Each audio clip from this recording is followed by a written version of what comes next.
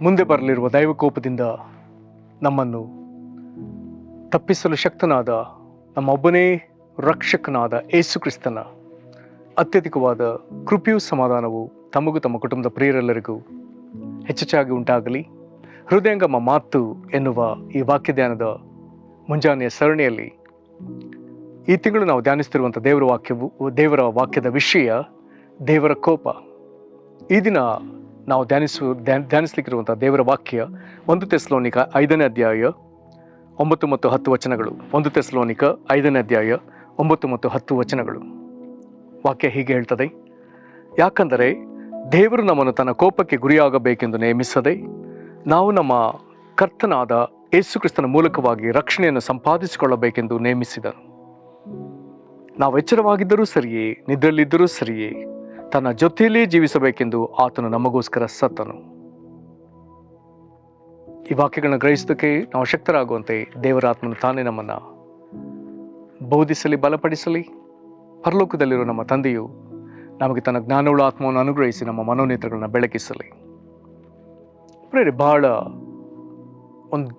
ಈ ದೇವರ ಕೋಪದ ಕುರಿತಾಗಿ ಧ್ಯಾನಿಸ್ತಿರುವಲ್ಲಿ ಅದರ ನಡುವೆ ಒಂದು ಬಹಳ ಆದರಣೆ ವಚನವನ್ನು ನಾವು ಓದಿದ್ದೇವೆ.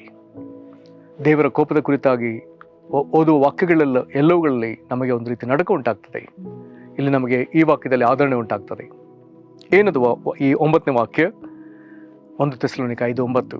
ಇಲ್ಲಿ ಹೀಗೆ ಬರ್ತದೆ: ಯಾಕಂದರೆ ದೇವರು ನಮ್ಮನ್ನು ತನ್ನ ಕೋಪಕ್ಕೆ ಗುರಿಯಾಗಬೇಕೆಂದು ನೇಮಿಸದೆ, ನಾವು ನಮ್ಮ ಕರ್ತನಾದ ಯೇಸು ಕ್ರಿಸ್ತನ ಮೂಲಕವಾಗಿ ರಕ್ಷಣೆಯನ್ನು ಸಂಪಾದಿಸಿಕೊಳ್ಳಬೇಕೆಂದು ನೇಮಿಸಿದನು. ಎಂಥ ಸೊಗಸಾದ ಮಾತು! ದೇವರು ನಮ್ಮನ್ನು ಯಾವುದಕ್ಕೆ ನೇಮಿಸಿದ್ದಾನೆ, ಯಾವುದಕ್ಕೆ ನೇಮಿಸಲಿಲ್ಲ. ನಾವು ಆತನ ಕೋಪಕ್ಕೆ ಗುರಿಯಾಗಬೇಕೆಂಬುದಾಗಿ ದೇವರು ನಮ್ಮನ್ನು ನೇಮಿಸಲೇ ಇಲ್ಲ ಎಂಬುದಾಗಿ ವಾಕ್ಯವು ನಮ್ಮನ್ನು ಇಲ್ಲಿ ಬಹಳ ಸ್ಪಷ್ಟವಾಗಿ ಹೇಳ್ತದೆ. ಬದಲಾಗಿ ದೇವರು ನಮ್ಮನ್ನು ಯಾತಕ್ಕಾಗಿ ನೇಮಿಸಿದ್ದಾನೆ? ನಾವು ನಮ್ಮ ಕರ್ತನಾದ ಯೇಸು ಕ್ರಿಸ್ತನ ಮೂಲಕವಾಗಿ ರಕ್ಷಣೆಯನ್ನು ಸಂಪಾದಿಸಿಕೊಳ್ಳಬೇಕೆಂದು ನೇಮಿಸಿದನು. ಪ್ರಿಯರೇ, ಕ್ರೈಸ್ತರ ಮಧ್ಯದಲ್ಲಿ ಒಂದು ಮಾತಿದೆ, ಒಂದು ಪ್ರಶ್ನೆ ಇದೆ: ನೀನು ರಕ್ಷಣೆ ಹೊಂದಿದೆಯೋ? ಈ ಹಿಂದೆಯೂ ನಾನು ಇದನ್ನು ಪ್ರಸ್ತಾಪಿಸಿದೆ, ಇದನ್ನು ನಾನು ಪ್ರಸ್ತಾಪಿಸ್ತೇನೆ. ಈ ರಕ್ಷಣೆ ಎನ್ನುವಂಥ ಈ ವಿಚಾರವನ್ನು ಪ್ರಸ್ತಾಪಿಸಿ ಯಾರಿಗಾದ್ರೂ ನಾವು ಪ್ರಶ್ನೆ ಕೇಳಿದರೆ ಯಾವುದರಿಂದ ರಕ್ಷಣೆ, ಬಹುತೇಕ ಜನ ನೇರವಾಗಿ ಸುಲಭವಾಗಿ ಹೇಳುವಂಥ ಉತ್ತರ ಪಾಪದಿಂದ ರಕ್ಷಣೆ. ಅಂಥವರಿಗೆ ಒಂದು ಸ್ಪಷ್ಟವಾದ ತಿಳುವಳಿಕೆ, ಒಂದು ಆಪತ್ತು ಎಂಬುವಂಥದ್ದು ಇರುವುದಾದರೆ ಅಲ್ಲಿಂದ ನಮಗೆ ರಕ್ಷಣೆ ಬೇಕು. ಆ ಬಿಸಿಲಿನಲ್ಲಿ ಸುಡಬಾರದೆಂಬುದಕ್ಕಾಗಿ ಜನ ಕೊಡೆ ಹಿಡಿತಾರೆ. ಆ ಮಳೆಯ ನೀರಿನಲ್ಲಿ ಎಂಬಂಥ ಕಾರಣಕ್ಕಾಗಿಯೇ ಕೊಡೆ ಹಿಡಿತೇವೆ. ಹಾಗಾದರೆ ನಮಗೆ ನಿರ್ದಿಷ್ಟವಾದ ವಿಷಯದಲ್ಲಿ ನಮಗೆ ರಕ್ಷಣೆ ಬೇಕು, ಅಥವಾ ಒಂದು ಆಪತ್ತಿನಿಂದ ನಮಗೆ ರಕ್ಷಣೆ ಬೇಕು. ಹಾಗಾದರೆ ನಮಗೆ ಅರ್ಥವಾಗಲಿ, ನಮಗೆ ಯಾವುದರಿಂದ ರಕ್ಷಣೆ ಬೇಕೆಂಬುದಾಗಿ ಕೇಳಿದರೆ ದೇವರ ಕೋಪದಿಂದ ನಮಗೆ ರಕ್ಷಣೆ ಆಗಬೇಕು. ಹಾಗಾದರೆ ದೇವರ ಕೋಪಕ್ಕೆ ಕಾರಣ ಪಾಪ. ಹಾಗಾದರೆ ದೇವರ ಕೋಪದಿಂದ ರಕ್ಷಣೆ ಆಗಬೇಕಾದ್ರೆ ಅದಕ್ಕೆ ಕಾರಣ ಪಾಪವಾಗಿರೋದ್ರಿಂದ ನಾವು ದೇವರ ಬಳಿ ಯೇಸು ಕ್ರಿಸ್ತನ ಹೆಸರಿನಲ್ಲಿ ನಂಬಿಕೆ ಇಟ್ಟು ಬಂದು ಆತನಿಂದ ಪಾಪ ಕ್ಷಮಾಪಣೆಯನ್ನು ಪಡೆದುಕೊಳ್ಳುವಾಗ ಈ ದೇವರ ಕೋಪವು ನಿವಾರಣೆ ಆಗ್ತದೆ. ಆಗ ನಾವು ರಕ್ಷಣೆ ಹೊಂದಿದವರ ಗುಂಪಿಗೆ ನಾವು ಸೇರ್ತೇವೆ.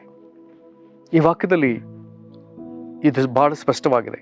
ಇಲ್ಲಿ ದೇವರ ಕೋಪದ ಉಲ್ಲೇಖವೂ ಇದೆ, ನಮ್ಮ ಕರ್ತನಾದ ಯೇಸು ಕ್ರಿಸ್ತನ ಮೂಲಕ ನಮಗೆ ದೊರಕುವಂಥ ರಕ್ಷಣೆಯ ಉಲ್ಲೇಖವೂ ಇದೆ. ವಾಕ್ಯವನ್ನು ಮತ್ತೆ ಓದಿಕೊಳ್ಳೋಣ. ಯಾಕೆಂದರೆ ದೇವರು ನಮ್ಮನ್ನು ತನ್ನ ಕೋಪಕ್ಕೆ ಗುರಿಯಾಗಬೇಕೆಂದು ನೇಮಿಸದೆ. ಹಾಗಾದರೆ ನಾವು ದೇವರ ಕೋಪವನ್ನು ಅನುಭವಿಸುವಂಥದ್ದು ದೇವರ ಚಿತ್ತ ಅಲ್ಲವೇ ಅಲ್ಲ. ಓಕೆ, ದೇವರು ಮತ್ತೊಮ್ಮೆ ಹೇಳ್ತಾನೆ: ಯಾಕೆಂದರೆ ದೇವರು ನಮ್ಮನ್ನು ತನ್ನ ಕೋಪಕ್ಕೆ ಗುರಿಯಾಗಬೇಕೆಂದು ನೇಮಿಸದೆ, ನಾವು ನಮ್ಮ ಕರ್ತನಾದ ಯೇಸು ಕ್ರಿಸ್ತನ ಮೂಲಕವಾಗಿ ರಕ್ಷಣೆಯನ್ನು ಸಂಪಾದಿಸಿಕೊಳ್ಳಬೇಕೆಂದು ನೇಮಿಸಿದನು. ಕೋಪಕ್ಕೆ ಬದಲಾಗಿ ಆತನ ಕರುಣೆ, ಕ್ಷಮಾಪಣೆ, ಆತನ ಆಶ್ರಯಕ್ಕೆ ನಾವು ಬರಬೇಕು. ನಂತರದಲ್ಲಿ 10ನೇ ವಚನ ಹೀಗೆ ಮಾತನಾಡ್ತದೆ: ನಾವು ಎಚ್ಚರವಾಗಿದ್ದರೂ ಸರಿಯೇ, ನಿದ್ರೆಯಲ್ಲಿದ್ದರೂ ಸರಿಯೇ. ಅಂದರೆ ನಾವು ಇನ್ನೂ ನಮ್ಮ ಆಯುಷ್ಕಾಲವನ್ನು ಜೀವಿಸ್ತಿದ್ರೂ ಸರಿಯೇ, ಇಲ್ಲ ನಮ್ಮ ಆಯುಷ್ಕಾಲವನ್ನು ಪೂರೈಸಿದ್ರು ಸರಿಯೇ. ಈಗ ದೇವರ ಬಯಕೆಯನ್ನು ತನ್ನ ಜೊತೆಯಲ್ಲಿ ಜೀವಿಸಬೇಕೆಂದು ಆತ ನಮಗೋಸ್ಕರ ಸತ್ತನು. ಈಗ ಯೇಸು ಕ್ರಿಸ್ತನು ಸತ್ತದಕ್ಕೆ ಒಂದು ಸ್ಪಷ್ಟವಾದ ಕಾರಣ ಕೊಡ್ತಾನೆ: ಏಸು ಪ್ರಾಣ ಕೊಟ್ಟದಕ್ಕೆ, ಆತ ನಮಗೋಸ್ಕರ ಜೀವ ಕೊಟ್ಟದಕ್ಕೆ ಕಾರಣ ನಾವು ಆತನೊಂದಿಗೆ ಜೀವಿಸಬೇಕು. ಹಾಗಾಗಿ 11ನೇ ವಚನದಲ್ಲಿ ನಮ್ಮನ್ನು ಆಧರಿಸಿ ಹೀಗೆ ಹೇಳ್ತಾನೆ, ಆದುದರಿಂದ ನೀವು ಈಗ ಮಾಡ್ತಿರುವ ಪ್ರಕಾರವೇ ಒಬ್ಬರನ್ನೊಬ್ಬರು ಸಂತೈಸಿಕೊಳ್ಳುತ್ತಾ ಒಬ್ಬರ ಭಕ್ತಿಯನ್ನೊಬ್ಬರು ವೃದ್ಧಿಪಡಿಸುತ್ತಾ ಇರ್ರಿ. ಹಾಗಾದರೆ ಕೋಪಕ್ಕೆ ಗುರಿಯಾಗುವುದಕ್ಕೆ ದೇವರು ನಮ್ಮನ್ನು ಕರೀಲಿಲ್ಲ. ನಮ್ಮ ರಕ್ಷಕನಾದ ಯೇಸು ಕ್ರಿಸ್ತನ ಮುಖಾಂತರ ನಾವು ರಕ್ಷಣೆ ಹೊಂದುವುದಕ್ಕಾಗಿ ಆತ ನಮ್ಮನ್ನು ನೇಮಿಸಿದ್ದಾನೆ. ನಾವು ಯಾವ ಸ್ಥಿತಿಯಲ್ಲಿದ್ದರು, ನಾವು ಇನ್ನೂ ಆಯುಷ್ಕಾಲ ಜೀವಿಸ್ತಾ ಇದ್ರು ಅಥವಾ ಅದನ್ನು ಪೂರೈಸಿದ್ರು, ನಾವು ಯೇಸು ಕ್ರಿಸ್ತನೊಂದಿಗೆ ಜೀವಿಸಬೇಕೆನ್ನುವುದಕ್ಕಾಗಿ ಯೇಸು ನಮಗಾಗಿ ಪ್ರಾಣ ಕೊಟ್ಟಿದ್ದಾನೆ. ಆದುದರಿಂದ ನಾವೀಗ ಮಾಡಬೇಕಾದಂಥ 2 ಜವಾಬ್ದಾರಿ, ನಾವು ಒಬ್ಬರನ್ನೊಬ್ಬರನ್ನು ಸಂತೈಸಿಕೊಳ್ತಾ ಒಬ್ಬರ ಭಕ್ತಿಯನ್ನೊಬ್ಬರು ವೃದ್ಧಿಪಡಿಸಬೇಕು. ನಾವು ಇತರರನ್ನ ಅನೇಕ ವಿಧದಲ್ಲಿ ಸಂತೈಸಲೇಬೇಕು.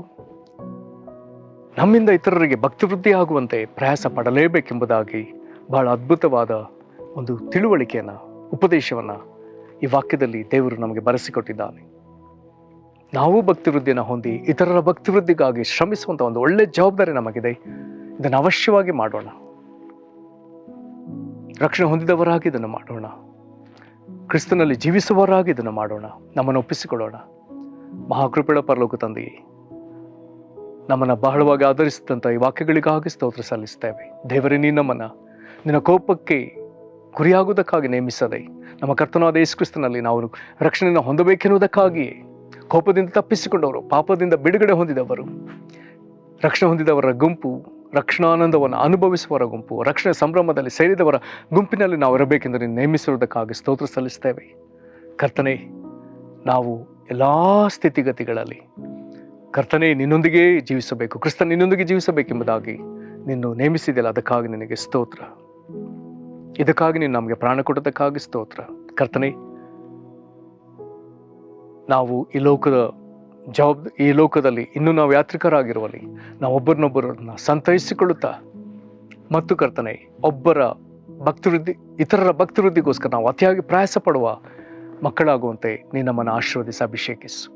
ನಮ್ಮಿಂದ ಇತರರಿಗೆ ಭಕ್ತಿ ವೃದ್ಧಿ ಆಗುವುದಕ್ಕೆ ನಾವು ಪಡಬೇಕಾದ ಎಲ್ಲ ಪ್ರಯಾಸವನ್ನು ಮಾಡೋದಕ್ಕೆ ಕೃಪೆ ಕೊಡು. ಒಂದು ವೇಳೆ ಇಲ್ಲಿವರೆಗಾಗಿ ನಾವು ಮಾಡದೇ ಇದ್ದರೆ, ತಿಳಿದು ಮಾಡದೇ ಇದ್ದದಕ್ಕಾಗಿ ಅಥವಾ ನಮ್ಮಿಂದ ಇತರ ಭಕ್ತಿ ವೃದ್ಧಿಗೆ ನಾವು ಅಡ್ಡಲಾಗಿ ತಡೆಯಾಗಿ ನಾವು ಜೀವಿಸಿದರೆ ನಮ್ಮ ದಯಮಾಡಿ ಮನ್ನಿಸಿ ಕರ್ತನೆ, ಇನ್ನು ಮುಂದೆ ವಾಕ್ಯಕ್ಕೆ ಅನುಸಾರವಾಗಿ ಜೀವಿಸೋದಕ್ಕೆ ನಮಗೆ ನೀನು ವಿಶೇಷ ಕೃಪೆಯನ್ನು ಅನುಗ್ರಹಿಸು. ವಾಕ್ಯ ಕೇಳ್ತಿರುವಂಥ ಎಲ್ಲರ ಮೇಲೆ ದಯೆ ಇರಲಿ. ಅವರಿಗಾಗಿ ನೀನು ಅದ್ಭುತಗಳನ್ನು ಮಾಡು ಸ್ವಾಮಿ. ಇವರನ್ನ ಸಂತೈಸು, ಇವರಿಗೆ ಭಕ್ತಿ ವೃದ್ಧಿನುಂಟು ಮಾಡು. ನಿನಗೆ ಮಹಿಮೆ ಆಗಲಿ. ನಿನ್ನ ಕರಗಳಿಗೆ ಒಪ್ಪಿಸಿಕೊಡ್ತಾ ಕರ್ತನಾದ ಯೇಸು ಕ್ರಿಸ್ತನ ಹೆಸರಿನಲ್ಲಿ ಬೇಡಿದ್ದೇವೆ ನಮ್ಮ ತಂದೆಗೆ, ಆಮೇನ್. ಕರ್ತ ನಿಮ್ಮನ್ನು ಆಶೀರ್ವದಿಸಲಿ. ವಂದನೆಗಳು.